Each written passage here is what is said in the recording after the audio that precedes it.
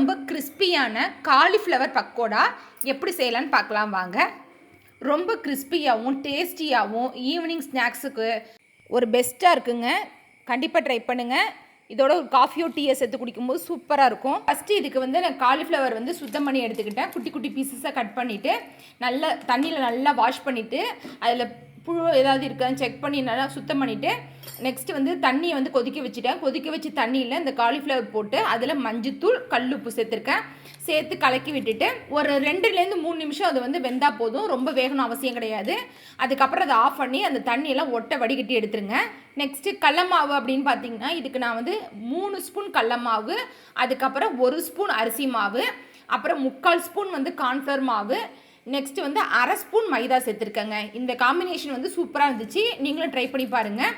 Next இதுக்கு கொஞ்சமாக சோம்பு நம்ம சேர்த்தோம் அப்படின்னா அந்த ஃப்ளேவர் நல்லாயிருக்கும். அது சும்மா ஒரு 1/4 ஸ்பூனுக்கும் கம்மியாக சும்மா கையால் கசக்கிட்டு சேர்த்துருக்கேன். அப்புறம் கருவேப்பிலை, நெக்ஸ்ட்டு பச்சை மிளகாய் சின்ன சின்ன பீசஸாக கட் பண்ணி சேர்த்துருக்கேன்.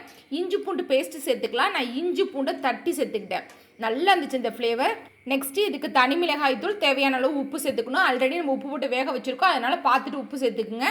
இப்போ இந்த மாவை நல்லா மிக்ஸ் பண்ணிவிட்டு அதில் கொஞ்சமாக இந்த காலிஃப்ளவர் சேர்த்து நம்ம குலுக்கி விட்டு மிக்ஸ் பண்ண வேண்டியதான். ஃபஸ்ட்டு கையாலே நீங்கள் நல்லா தேய்ச்சி நல்லா மிக்ஸ் பண்ணிவிடுங்க. ஏன்னா அதில் உள்ள ஈரப்பசையிலேயே மாவு நல்லா கோட் ஆகிடும். உங்களுக்கு ரொம்ப உடையாத அளவுக்கு கையால் நல்லா கலந்து விட்டுருங்க. கலந்து விட்டுட்டு நல்லா கலந்ததுக்கு அப்புறம் லைட்டாக தண்ணி தெளித்து பசைஞ்சிக்குங்க. ரொம்ப தண்ணி தெளிக்க வேண்டாம், லைட்டாக தண்ணி தெளித்து நல்லா பசைஞ்சிக்குங்க. இப்போ பசைஞ்சிட்டு நீங்கள் எண்ணெயில் போட்டு எடுக்க வேண்டியதான். ரொம்ப வாசனையாக ரொம்ப டேஸ்டியாக இருந்துச்சு. பெரிய இன்க்ரீடியன்ஸ்லாம் இதில் ஆட் பண்ணல. வேணால் இதில் கரம் மசாலா ஆட் பண்ணலாம், மல்லித்தூள் ஆட் பண்ணலாம், நான் எதுவுமே ஆட் பண்ணலாம். ஆனால் அவ்வளோ டேஸ்ட்டாக வாசனையாக இருந்துச்சு. இப்போ பாருங்கள் நான் எப்படி பசஞ்சு வச்சுருக்கேன்னு. இதுமாரி நல்லா கெட்டியாக பசஞ்சு வச்சுட்டு எண்ணெய் ஹீட் ஆகிட்டான்னு பார்த்துக்குங்க. போட்டு பார்த்துட்டு அதுக்கப்புறம் மீடியமான ஹீட்டில் வச்சு நீங்கள் பொரிச்சு எடுங்க. ரொம்ப ஹை ஃப்ளேமில் வச்சா கருகி போய்டும் உங்களுக்கு. முதல்ல கொஞ்சம் ஃப்ளேம் கூட வச்சுக்கோங்க. அதுக்கப்புறம் திருப்பி போடும்போது சிம் பண்ணிக்கிங்க.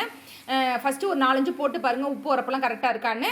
அதுக்கப்புறம் பத்தலைனாலும் கொஞ்சமாக போட்டு மிக்ஸ் பண்ணிவிட்டு அதுக்கப்புறம் கையால் கொஞ்சம் மாவு சேர்த்து பசஞ்சு பிடிச்சி போடுங்க. அப்போ தான் உங்களுக்கு அந்த மாவு கோட்டாக இருக்கும். சின்ன உதிர்ந்ததெல்லாம் சேர்ந்து உங்களுக்கு வரும். கடைசியில் போடும்போது மாவெல்லாம் நம்ம சேர்த்து நல்லா இதுமாரி அழுத்தி பசஞ்சு போட்டோம் அப்படின்னா உங்களுக்கு அந்த உதிரியாக உள்ளது எல்லாமே சேர்ந்து உங்களுக்கு ரொம்ப தூளாக இல்லாமல் இருக்கும். உங்களுக்கு சாப்பிட்றதுக்கு நல்லா முழுசாக வரும்.